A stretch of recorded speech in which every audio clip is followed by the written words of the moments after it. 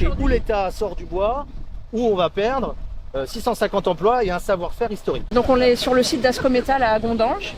Est-ce que tu peux nous expliquer ce qui vient de se passer? Il y a eu une assemblée générale et... Suite à l'annonce qu'on a reçue des administrateurs judiciaires en fin de semaine dernière, comme quoi VNT était sur le point de se désengager du plan de reprise, qui est quand même le plan qui est quasiment ficelé depuis maintenant 2 mois. Ça fait 2 mois qu'on est en redressement judiciaire, 2 mois qu'on demande aux gens de tenir bon, de faire des efforts. Il n'y a eu aucun mouvement social depuis 2 mois. On a continué à produire. Les gens, malgré la morosité, ont continué à faire leur travail, y compris en adaptant les cycles de travail, en faisant des postes de 12 heures parce qu'il n'y a plus assez de personnel. Parce qu'on nous a dit il faut tenir le temps que le projet VNT puisse aboutir pour pouvoir repartir, sauver la société. Et là, on a appris il y a 3 jours, par l'intermédiaire d'un courrier que VNT a fait, qu'en raison d'une des conditions suspensives, la fameuse condition concernant les frais de désamiantage qui n'étaient pas remplis, ils arrêtaient de travailler sur l'offre et de l'améliorer. Donc ce qui s'apprête à dire qu'ils mettent leur offre en suspens. Sauf qu'on est à 3 jours de l'audience du tribunal et que si une offre n'est pas présentée valablement au tribunal le 30, il n'y a pas d'autre option et c'est la liquidation et le licenciement de tous les salariés. La condition c'est 11 millions, hein, c'est ça? Alors il y a plusieurs conditions, mais celle qui est mentionnée principalement dans le courrier de VNT, c'est cette fameuse condition de 11 millions. On sait que c'est un sujet délicat. VNT estime que c'est à l'ancien propriétaire de s'en acquitter, c'est-à-dire Swiss Steel. On discute avec l'État par rapport à ce différend depuis plusieurs semaines maintenant. À chaque fois, l'État nous dit qu'il joue les entremetteurs, les arbitres un petit peu dans cette discussion, sauf qu'il ne se passe rien. Et plus on approche de l'audience, pire c'est. Et vu qu'on a cette échéance-là, il nous apparaît important aujourd'hui de rassembler les salariés pour les informer et de leur proposer différentes modalités d'action. Donc sachant que l'État, soit il a été très mauvais entremetteur, soit il n'a pas fait son taf. Exactement. Alors, on ne sait pas exactement ce qu'ils ont fait, ce qu'ils n'ont pas fait.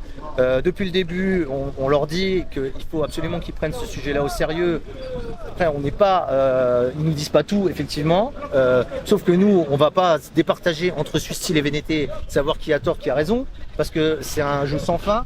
On ne peut pas trouver de solution là-dedans. Notre interlocuteur, c'est l'État. Et donc l'État, c'est à lui aujourd'hui qu'on interpelle et on veut, donc, par un courrier qu'on va faire paraître aujourd'hui en forme de lettre ouverte à Emmanuel Macron. Pourquoi Emmanuel Macron? Parce que le Syrie, le ministre de l'Industrie avec qui on a échangé, n'ont pas su solutionner ce problème. Roland Lescure lui-même, on sait qu'il a intervenu auprès du PDG de VNT il y a quelques jours. Il semblerait que ça n'a pas suffi. Donc aujourd'hui, on interpelle directement le président de la République, Emmanuel Macron, dans un courrier et on demande à le voir rapidement pour qu'il nous trouve une solution sur cette problématique. Et une des solutions, des propositions que nous on a à faire, c'est que l'État rentre au capital de la société, qui serait un gage de confiance et de pérennité pour nos outils et aussi pour nos emplois. Oui, parce qu'on est clairement, je pense qu'il faut bien le redire, on est sur un site qui fonctionne, on est sur une industrie qui a de l'avenir, on n'est pas du tout sur un site qui est en train de dépérir. Ah non, et pour lequel alors, on a besoin d'investissement. On a besoin d'investissement, nos outils ont besoin d'être modernisés. Par contre, on fait de l'acier de haute technicité.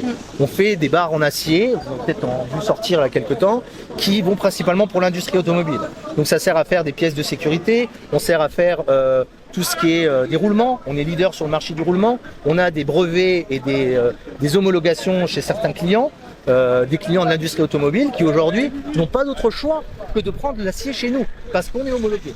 La cuisine, la recette de fabrication de l'acier, c'est l'acierie qui l'élabore.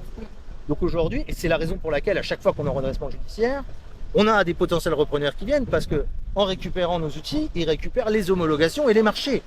Demain, un concurrent ne peut pas dire je reprends le carnet d'Ascométal, ça ne se passe pas comme ça. C'est ce qui nous maintient et c'est ce qui fait que notre acierie est encore là aujourd'hui. On a un problème, effectivement, on est trop dépendant du marché automobile et comme le marché automobile va mal depuis certaines années, par différentes raisons, notamment l'électrification des véhicules, mais ça c'est encore un autre sujet. Le plan de VNT, on y croit parce qu'il consiste à réinjecter du cash pour remoderniser nos outils, mais aussi à nous diversifier sur certains marchés qui permettraient de nous rattraper quand l'automobile va mal. Donc c'est un projet auquel je crois, mais il faut qu'il soit finalisé. Donc en gros, il y a soit le plan de VNT qui fonctionne et c'est dans 3 jours et il faut absolument que l'État joue son rôle pour que le plan puisse arriver à terme. soit une capitalisation, une entrée même, au capital de l'État, voire une nationalisation provisoire. Ah mais oui, quand Roland Lescure a été interpellé sur notre dossier il y a quelques jours après le par RJ, mon collègue Pierre Daraisville, voilà, par Monsieur Daraisville, il a dit clairement on va mettre en œuvre tous les documents de l'État, les moyens de l'État pour trouver une solution, et la nationalisation ne doit être considérée qu'en dernier cas. Je crois qu'on en y est au dernier cas. Donc là, c'est où l'État sort du bois, où on va perdre 650 emplois et un savoir-faire historique. Et donc là, aujourd'hui, vous faites quoi? Alors aujourd'hui, on a voté par Assemblée Générale le blocage total de l'usine, c'est-à-dire qu'il n'y a plus aucun produit qui sort de l'usine jusqu'à demain midi. On a rendez-vous avec, on a une visioconférence avec le CIRI à 16h30 aujourd'hui, et on a décidé d'interpeller alors le président par courrier, et on va aussi discuter avec l'administrateur judiciaire pour voir quelle éventualité on peut faire, parce que le risque qui pèse, c'est que si demain il n'y a plus de reprise et qu'il y a une liquidation, eh ben, la question des mesures d'accompagnement pour financer le plan social, elle se pose. Parce que vu l'état de la trésorerie, les gens ils n'ont pas envie de partir avec peau de chagrin, quoi. Donc on ne veut pas en arriver là, mais en dernier recours, si on doit négocier les conditions de sortie et qu'il n'y a pas d'autre solution, on le fera et on fait tous les moyens pour le faire.